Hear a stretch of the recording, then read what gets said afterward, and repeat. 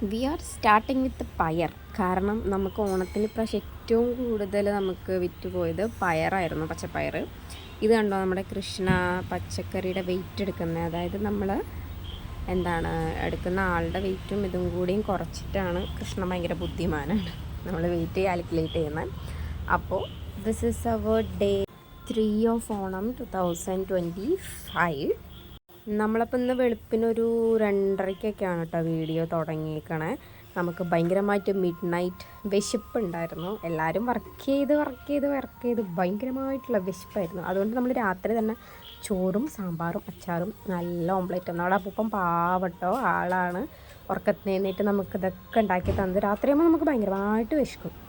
അപ്പോൾ നമ്മളൊരു 2-2:15 ആയപ്പോഴത്തേന് നമ്മൾ ഉറങ്ങാൻ പോയി. ഗുഡ് നൈറ്റ് പറ. Good night.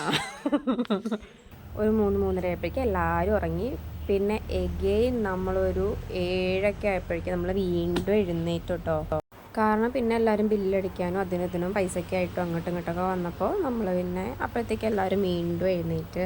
പിന്നെ നമ്മൾ പോയി ഫ്രീ ആയ സമയത്ത് പോയി പല്ലൊക്കെ തേച്ച് കുളിക്കണം.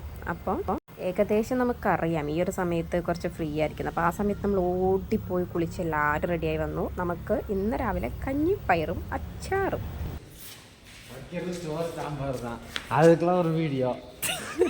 ഉച്ചയ്ക്ക് ഫുഡ് കഴിച്ച് നമ്മൾ പിന്നെ ഗോഡൗണിൽ പോയി നല്ല ചേനയും നേന്ത്രക്കായൊക്കെ വന്നിട്ടുണ്ടായിരുന്നു. പിന്നെ നമ്മൾ കുറച്ച് നേരം അതൊക്കെ കണ്ട് അങ്ങോട്ടും നടന്നു.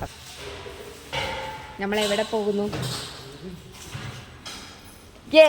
ഞങ്ങളുടെ സന്തോഷം കണ്ടു. നമുക്കൊന്ന് പഴംപൊരിയാണ്, നല്ല ചൂട് പഴംപൊരിയും നല്ല ഏലക്കിട്ട ചായയും.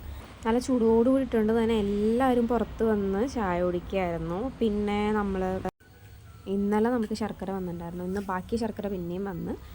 പിന്നെ അതിൻ്റെ ഇടയ്ക്ക് ജോലിയൊക്കെ കഴിഞ്ഞ് രാത്രി പിന്നെയും നമ്മൾ ഫുഡ് കഴിക്കാൻ വന്ന്. നല്ല മുട്ടക്കറിയായിരുന്നു.